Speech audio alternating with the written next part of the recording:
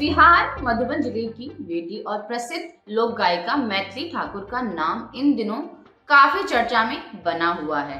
अपनी आवाज से लोगों के दिलों पर राज करने वाली मैथिली इन दिनों चुनाव को लेकर काफी चर्चा में है।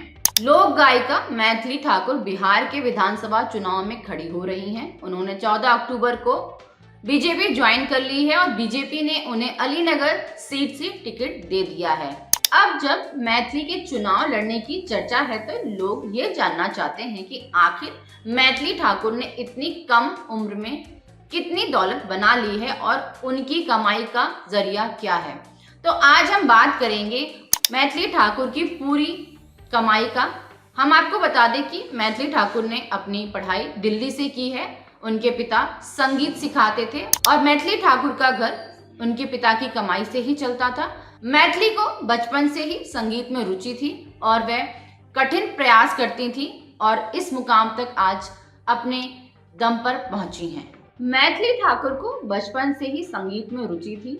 उनके पिता संगीत सिखाते थे और उनका घर संगीत से ही चलता था। मैथिली ने कड़ी मेहनत की और सबसे पहले द राइजिंग स्टार शो में हिस्सा लिया। इसके बाद उन्होंने अपना यूट्यूब चैनल बनाया। उनके यूट्यूब चैनल पे लगभग 51 लाख सब्सक्राइबर हैं।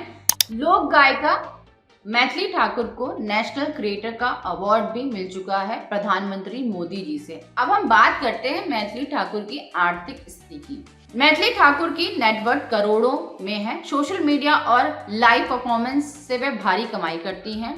मीडिया रिपोर्ट के मुताबिक एक शो की फीस मैथिली ठाकुर 5 से 7 लाख रुपए तक चार्ज करती हैं।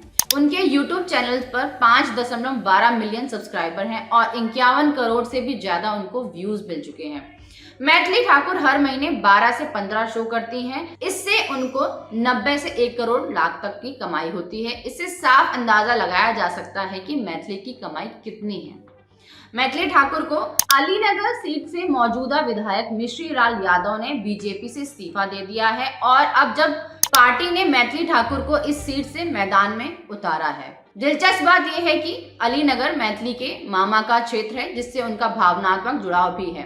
मैथिली ने कहा है कि वे प्रधानमंत्री नरेंद्र मोदी और मुख्यमंत्री नीतीश कुमार से प्रेरित हैं। उनका उद्देश्य राजनीति में आकर समाज की सेवा करना है, न कि सिर्फ चुनाव लड़ना है। उन्होंने यह भी स्पष्ट किया कि वे पार्टी के निर्देश का पालन करेंगी और जनता तय करेगी कि सरकार कौन बनाएगा। मैथिली ठाकुर की संगीत से कमाई करोड़ों में है और आज राजनीति में भी उनकी एंट्री ने उन्हें एक बहुआयामी सार्वजनिक चेहरा बना दिया है। बिहार चुनाव 2025 में उनकी भूमिका सिर्फ एक उम्मीदवार की नहीं बल्कि संस्कृति और युवा वोट्स को जोड़ने वाली एक रणनीतिक ताकत की भी हो सकती है।